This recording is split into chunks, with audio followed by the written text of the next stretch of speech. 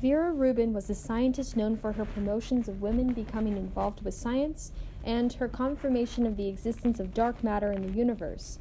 Through her discovery, she helped start a new era of physics and astronomy that is still being pursued and thought about today.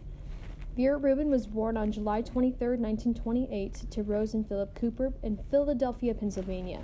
She and her Jewish family moved to Washington, D.C. when she was only 10 years old.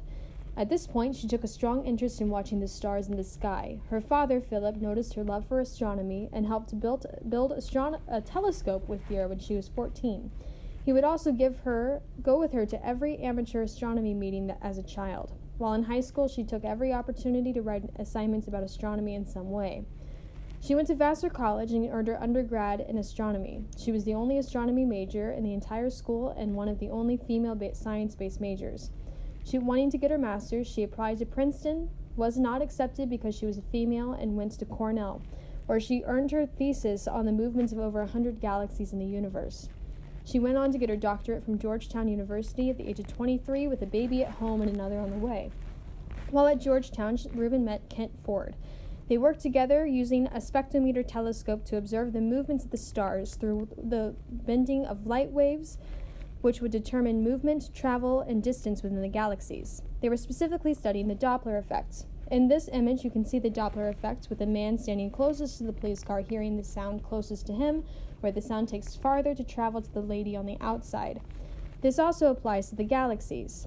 With gravity, the closer something is to the center of gravity, the faster it will orbit around it, versus the outside, where the slower it will take. For example, Saturn takes longer to orbit the Sun than Mercury does. So Ford and Rubin's research studied the movements around the stars in the center of gravity. They discovered, though, that the stars on the outside were moving at the same speed as the ones in the center. This would be like Mercury moving at the same speed as Saturn. Through their research, they were able to come to the conclusion that there must be an invisible force acting upon the stars to cause this phenomenon, hence the conclusive discovery of dark matter. She taught at Georgetown for 10 years, continuously encouraging women to join the science fields. She had three philosophies about women. 1, women can solve problems that men can solve in science. 2, half the brains in the world belong to women. So 3, we all need permission to do science. History, though, has proven that it gives more permission to men than it does to women. She understood that it was a man's field of study, but that didn't stop her from raising 4 children to do whatever they wanted to do. All 4 received PhDs in various scientific fields or mathematic fields. Her innovations in the scientific community were also promoting science to females and have paved opportunities for her 3 grandchildren.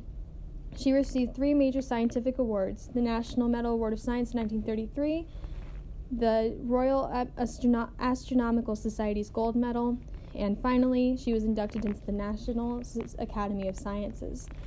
She then died on Christmas in 2016. Her death rattled the scientific community, for she was seen as not only a great scientist, but also an amazing person. Her colleagues describe her as having grace, humility, intellect, encouragement, and passion. She inspired hundreds of women to pursue their dreams, and her scientific discoveries are still being used in the scientific field today.